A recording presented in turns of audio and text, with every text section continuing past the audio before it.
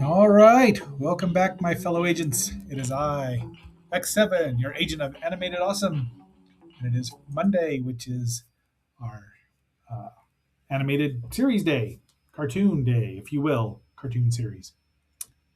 Take it, you decide. Let me know in the comments. We are going to be reviewing the final four episodes of Superman 1988, and these are pretty good episodes. I think I don't even know. There's some interesting stuff in here. Let's just leave it at that. So, before we get too much further into it, please like, share, subscribe, leave me a comment, either about my introduction or about the series. If you enjoyed it, if you'd like to see more Superman, and you're going to in a couple of years, I'm just trying to get some of this out of the way sooner than later. Um, but this is our last one, and next week we will start a brand new series. Uh, there's been a vote on YouTube, and I think the winner's been chosen, but we'll still give it a couple more days. So, if you could just watch a little longer, this will be a fun four episodes. And are you ready? Up, up, and away!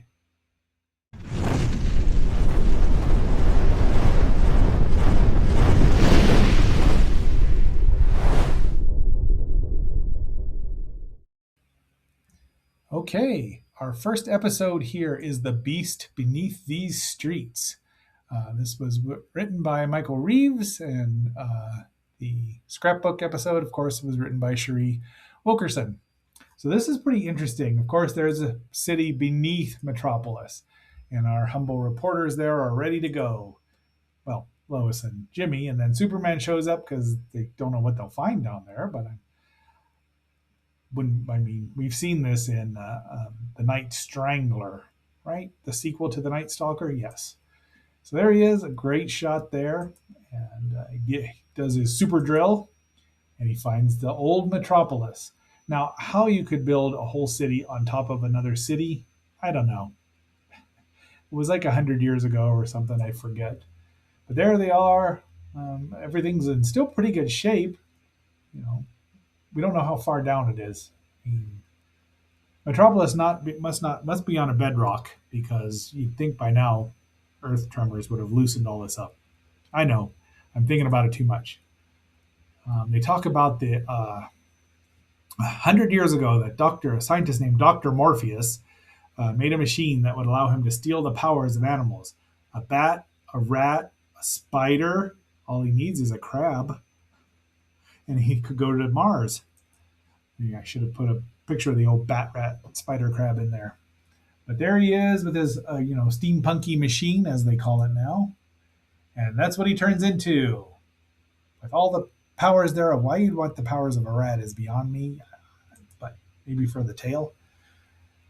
So they just buried him. And they're like, well, he can't survive now, but guess what? He's still alive.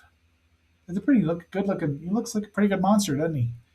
I mean, I think I've seen Common Rider name a Common Rider. He's fought some kind of bat creature, and a rat creature, and a spider creature, and crab creatures.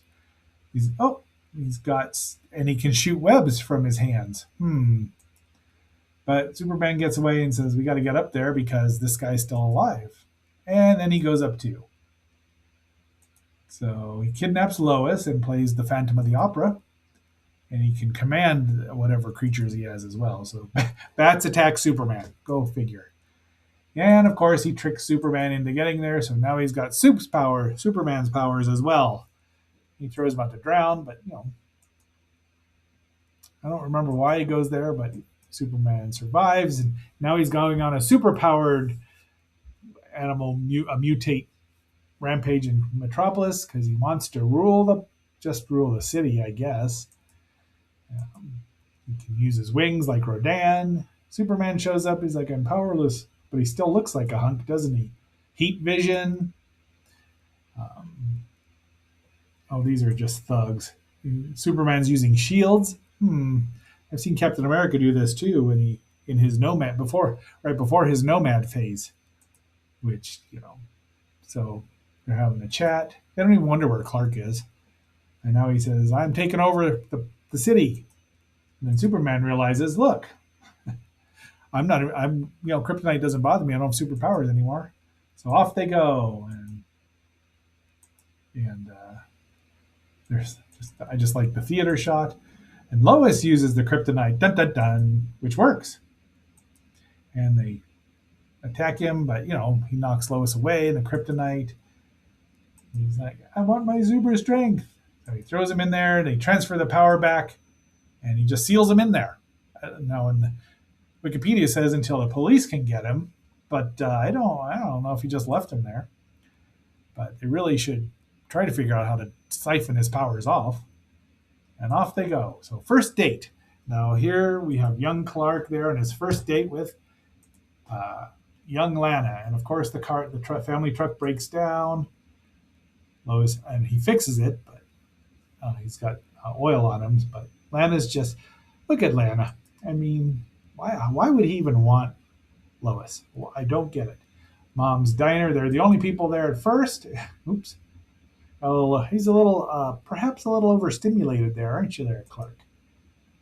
But yeah. Now, shouldn't she have green eyes?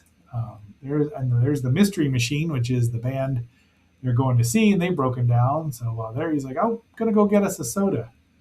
He goes and fixes it. He runs back, and that's their first date, and he's all happy. And Lana's happy. So in the comic books, she figured out once Clark left Smallville and went to Metropolis, and then Superman showed up. She knew right away. I mean, knew right away. All right, Wild Shark. This sounds like another mutated monster, but it's not. It's a pirate, Captain Wild Shark. So Perry and his wife were on their anniversary, like 100 years or something. He really does say "Great Caesar's Ghost" and "Don't call me Chief" a lot. But there they go. The vessel Narnia. I thought that was interesting. Ham radio operator Lois. The SOS goes out. Off he goes. There's the pretty cool looking, nifty looking submarine, huh? And that's where the boats are taken. There's old Captain Wild Shark, who's just not at all looking like a stormtrooper. Clark is down on the job in somewhere in Bermuda because it's in the Bermuda Triangle. Bermuda Triangle. This guy radios old Captain Sharks, and reporters are nosing about. They're riding on. That's 3 people on a moped, probably not designed to hold that many. Guess what? They end up in the water. Clark gets Clark napped, and now he's in there. And Lois goes undercover. And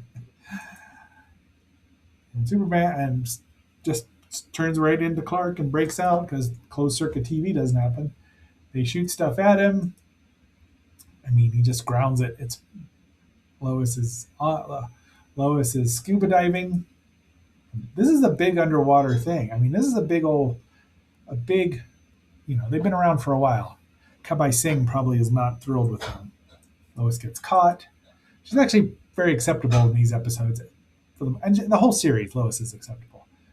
There's old Wild Shark close up of him. I don't know what they think they're doing. And I mean, really. So his best bet is to, use Lois as a hostage. But Superman frees the Kent or the Whites. Go, go, go! And that's his trick. Is can control some kind of weather, at least a water spout. He's no weather wizard, but it'll do. And there's some heat vision. Then he freezes it with the puff of death. And then we're done. Superman saves Bermuda. Dun dun dun. I wonder if Lois wrote this or if Clark did. Now they're back at the hotel. Jimmy and his very pale legs and his loafers. You're not walking around town like that. And there's the cabbie that took him for a ride earlier, and they're like, denied. We'll walk. And he does wink at the audience. So our family album, to play or not to play. Oh, yeah, football. So, I mean, he had to realize pretty early on, they've done this. This is a trope with Superman. I can't play football because I'm too good. So he has to, and he does everything. So we've seen this, and he's all excited, and they have the talk with him. It's not fair to regular people. And that's where he gets his glasses. and he turns into a doofus, and he's kind of cheating a bit. That's his best buddy. I don't know if that's Pete, but it's his best buddy on the team, who's now the champion quarterback or the quarterback, and he's like, I'll be a water boy, and his parents are proud of him. Although he's not wearing his glasses now. Oops. And there he is. I do like the fact that the Kents were always so supportive of Clark, of their son. Knight of the Living Shadows, which is not the Shadow Thief. Should have been nice. It could have had a Hawkman cameo. Anything. I mean, I just don't understand. This should have been like a World's Finest. That would have been more fun. Oh, the Shadow Thief. He is the Shadow Thief, but it's not the Shadow Thief that Hawkman fought. Metropolis First National Bank. I don't know what they're. I guess it must be Friday and payday, and there he is, the Shadow Thief. But he's not the real Shadow Thief, because that you look at that. Carl Hawkman, Carl Sands, Carl Hammer. I shouldn't say real Shadow Thief. I should say original Shadow Thief. So let's go with that. There's Jimmy and Clark in phone booze. I've never seen phone booze like that, and everyone would see him change into Superman. But he does, and he saves the day. Jimmy takes a picture, super puff. And Perry writes an unflattering story about Superman being, foiled by the Shadow Thief. And Jimmy can't figure out why, but he's like, I got to print the truth. And it sells papers. So there's our Shadow Thief, and there's his benefactor, of course, Lex Luthor, billionaire, whatever you want to call him. So he's going to try the suit out, and he's like, you can only keep it on, I don't remember, 12 hours. Let's say 12. Otherwise, you'll never be able to take it off or something. So off he goes to steal things. And there we have Inspector Henderson, of all people. He was from the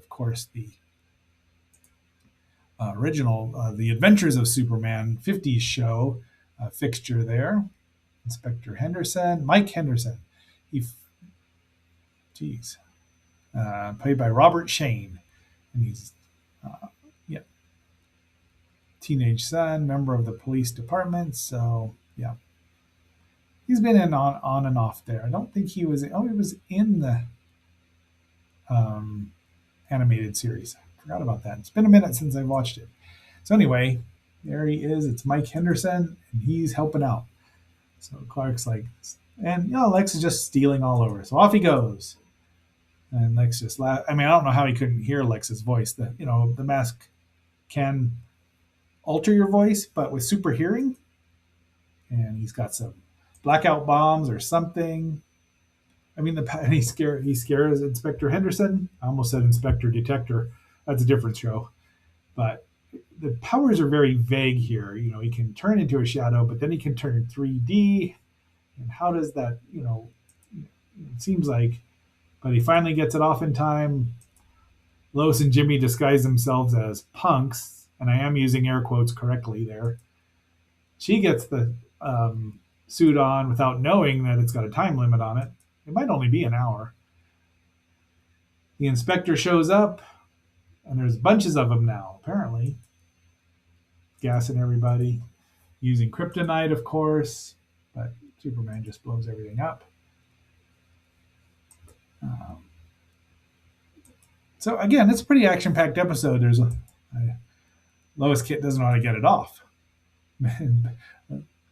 So, yep, little piece of kryptonite. Looks like gold kryptonite from here, but that can't be right. There we go. They melt him shut, or melt it open, so they can get her out. Yeah, all of the standard stuff that you expect. And so I guess you can throw around shadows a lot easier. Lex takes it off, burns it, and there's his little cerebral flatline, Miss Tessmacher, faux Miss Tessmacher. You've gotten all the golden money. So Superman just picks up the house and threatens to fly him into the sun or drop him. So he must have thrown it, and he's like, tell me how to get the suit off. And it's going to drop him back onto the planet. So he tells him Lois is saved, and he saves them, doing a physical impossibility by that place not cracking underneath him. Spectre detector's there to arrest him, but Lex isn't there, and off they go. That's a very nice looking end scene there. And graduation. So guess who's graduating? It's Clark's graduation day with Lana. And he's messed up his. Well, who drives around? I did not drive anywhere with my cap and gown on. It's just dumb. So he has to go get another one. It's too large, but he'll do. And so Martha takes it in, and he flies down. And Lana's like, "Where are you going to be?" Gets there just in time. She's like, "How? What? Where? What? Who?" They hug, and there he goes. Huzzah! And now our ultimate episode, the final one, The Last Time I Saw Earth, written by Steve Gerber. And of course, the family album is written by Sheree Wilkerson. The Night of the Shadows is Buzz Dixon, who's written many, many other things. So, Last Time I Saw Earth. All right, Jimmy and Lois are on a space shuttle headed up to the International Space Station, probably. And there is a Okaran bounty hunter named Starrock. Why not use one of their established alien races? Why not? I mean, the Teen Titans had tons of them around there, so yeah, I don't know why they wouldn't, but maybe I think that they had to pay for the rights to all of these instead of just getting a blanket one, but you know. So there they go, zapping things, the stasis field, and he takes everyone to Okara. So, and he's going to be they're going to fatten them up so they can eat him. It's a cookbook to serve man. There's the shuttle. Great Caesar's ghost.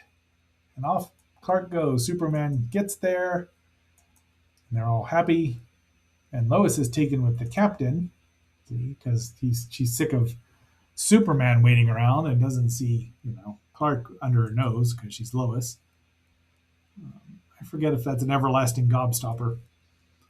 But there they are. He's like, okay, let's go. And then Starrock shows up with his zappy rays. He takes over. So everyone's going. He looks like a Muppet, doesn't he? So, and now they're headed that way. So, they've gone to ludicrous speed. Yep. And Superman's following them because he can. At this point in time, he was still more depowered. He couldn't move planets out of the way. I don't think he'd travel through time or through space without a suit on. That probably has changed because power creep is a thing. So, yeah. Lois has got her tape recorder so she won't miss anything. Jimmy, they seem to be very happy even though they're on another planet, well, miles above it there. So they're aliens. And there's some food because, again, they're fattening them up so they can become immortal.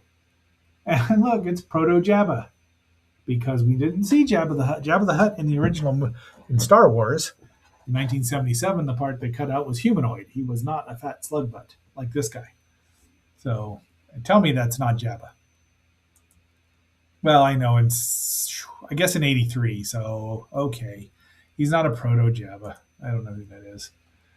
just dawned on me that he was turned into a fat slug butt in 83. So just ignore this. Superman is in a droid bar. They probably don't serve this guy. And then a fight breaks out, naturally. So they're actually, fighting. It's for comedy, so you don't see anyone getting punched. This little space kid hustles Superman around. They're being, so he finds him. And they're crunching. Wait. And the lasers get fired. Superman gets zapped, but he wakes back up. He gets better. And I don't remember where he teleports him. This guy's like, "You're my hero."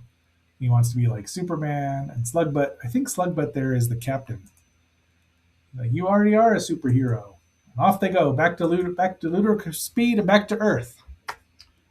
It's actually not the best. I mean, it's got a big scope to it, far more than the rest of them, but it's not really the best episode here to end on. I guess, spacey stuff. Probably not the worst idea, though. It's Superman, so guess who's going to Metropolis? All right, Clark, we'll miss you. Guess what Martha's got? I wonder what this is. So Clark gets interviewed by Perry, and Lois is like, I'm not nursemaiding him, but someone's trying to rob a bank with some tanks. I've seen this. Somebody drove a tank down, stole a tank once in San Diego, and drove it down the 5 or 805, either one, probably the 5. So she's not happy because she's got old Smallville with her, and yeah, he's robbing the Bank of Earl with a laser. Lois is stealing a van. He might actually be in the van. I just want to badmouth Lois. Clark looks at this gift that Martha gave him, dun dun dun, and you should hear the music, right? Dun dun dun dun dun, and again, in a wide open, anyone can see you do it, but he does it. He saves her. I don't know. Jimmy must have taken the picture. He gets the byline because he writes it. And Lois is impressed. Gets the job. She's like, "Well, I like that picture. He's a Superman." And he winks, and that is it. That is all we have for this. There's our episode. Now, tomorrow we are going to be reviewing, and I should have used a different opening, but somehow I get lost. Tomorrow we will be talking about the first Francis movie, Francis the Talking Mule. It's just called Francis, though. All right, my fellow agents. That's all for Superman for now. I am X7 signing off and phasing out. We'll be seeing you.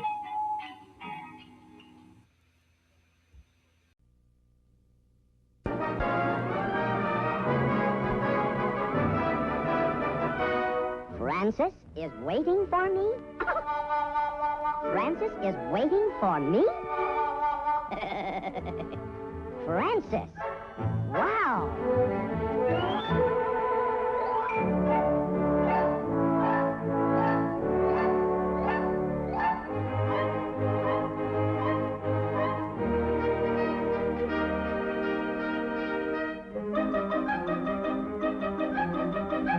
This is a great day, ladies and gentlemen. Francis is about to join the immortal names in screen history on this this great occasion. Yes, Francis is that kind of a picture, worthy of ranking with the greatest screen comedies of all time. At the preview, the audience laughed loud and long, and the comment cards made us blush with pride.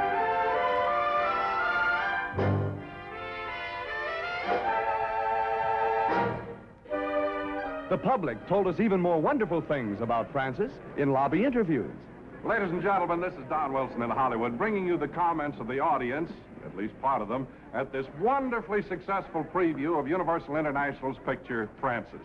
Oh, boy, what a picture. Well, here's a gentleman that looks as though he should know a great deal about the good things in life. Sir, how did you enjoy Francis? Oh, it was so... Mule.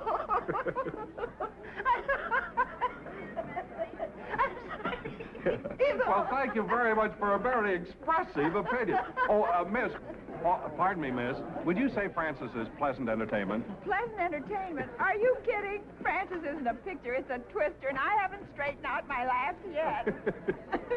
If you know what I mean.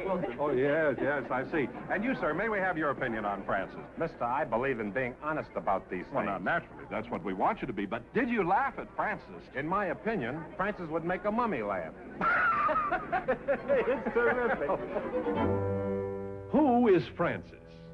Francis is an old army mule. He looks like a mule, he smells like a mule. But Francis is different.